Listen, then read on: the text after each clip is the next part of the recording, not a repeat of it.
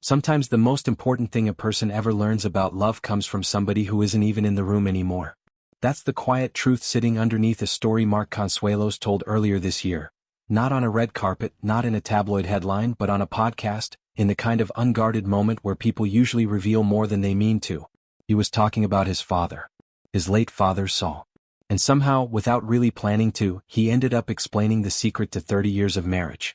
Kelly Ripa and Mark Consuelos hit their 30th wedding anniversary on May 1st this year. 30 years. In an industry where relationships are measured in headlines and breakups are treated like content calendars, that number alone stops you for a second. But it wasn't the anniversary itself that made people pay attention.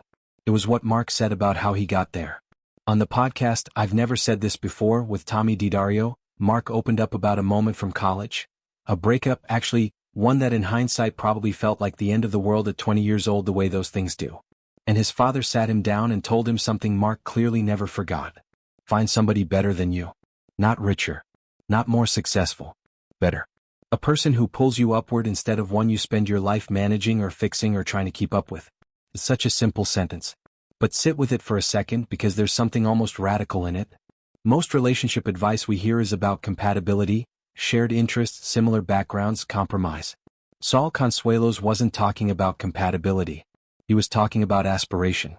He was telling his son to marry someone who would make him want to be a better version of himself, for decades, long after the excitement of a new relationship fades into the ordinary texture of daily life. And when you look at how Kelly and Mark actually talk about each other in public, that idea doesn't feel like a nice quote. Feels like it explains something. Because here's what's strange about Kelly Ripa and Mark Consuelos as a couple, if you really pay attention. They've been married for 3 decades, they've raised 3 kids, they've built entire careers standing next to each other, and somehow they still tease each other like people who just started dating. That's not something you can fake for a camera. Chemistry like that either exists or it doesn't, and audiences are better at detecting the difference than we usually give them credit for. Take the lipstick moment from earlier this year. Small, silly, completely unplanned, Mark noticed a stray hair stuck to Kelly's lipstick during a live broadcast and reached over to fix it, the way you'd expect any husband to. Kelly could have brushed it off, said thank you, moved on. Instead she looked at the camera and told the entire audience she'd left it there on purpose, that it was all the rage, that everyone's doing it now.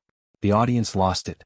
Mark laughed along, clearly not expecting the comeback, clearly enjoying getting outmaneuvered by his own wife on live television. Why does a 15-second exchange like that end up clipped and shared and talked about days later?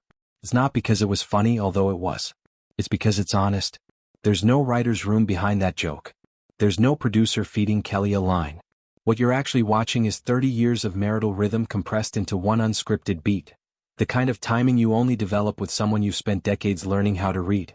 That's really what people are responding to when they say they love watching Kelly and Mark together. It's not the jokes themselves. It's the trust underneath the jokes. You can only tease someone that quickly, that confidently, in front of millions of people, if you both already know the joke will land the right way. If there were real insecurity there or real tension, that kind of live, public, physical comedy wouldn't work.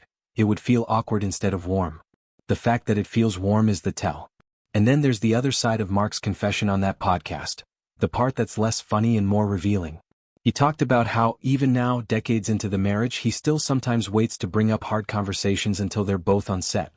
When I'm really afraid to talk about something, I wait for the show, he admitted, half joking, on the Oscars red carpet earlier this year.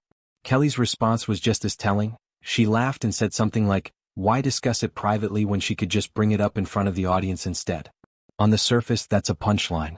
Underneath it, it says something pretty remarkable about how this marriage actually functions. Their live show isn't just a job they happen to do together.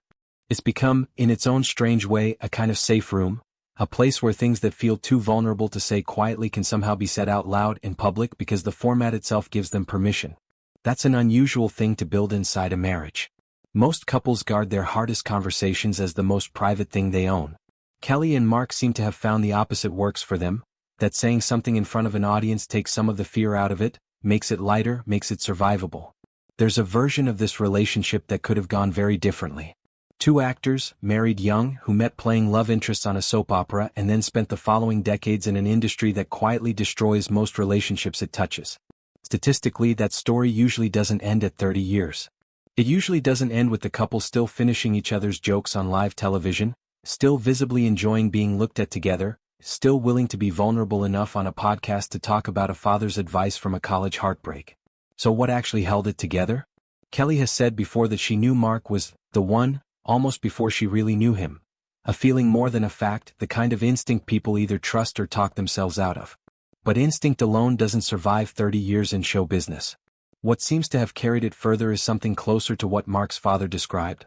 The discipline of choosing someone who pushes you to be better, and then actually doing the daily work of becoming that person, over and over for 3 decades, in front of an audience that's been allowed to watch almost all of it.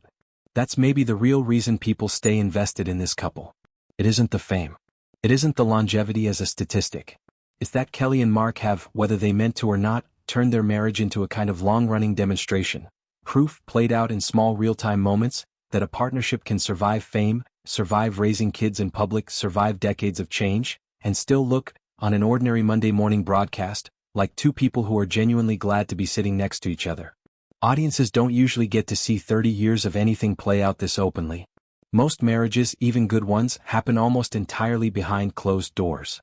What makes Kelly and Mark different isn't that their marriage is somehow more remarkable than anyone else's. It's that we've been allowed, in small doses, morning after morning, to watch the ordinary maintenance of a long relationship in real time. The bickering. The inside jokes. The birthday surprises. The confessions on podcasts about advice from a father who isn't here to see how well it worked out. Maybe that's the thing worth sitting with. Not the milestone number itself, but what it took to reach it. A piece of advice passed from father to son during a moment of heartbreak, carried quietly for years, and then, 3 decades into a marriage, finally said out loud where everyone could hear it. So here's a question worth thinking about, whether or not you've ever watched a single episode of their show.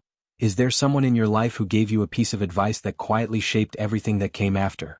Advice you maybe didn't even recognize as important until years later? Perhaps that's the real reason so many people stay invested in Kelly and Mark.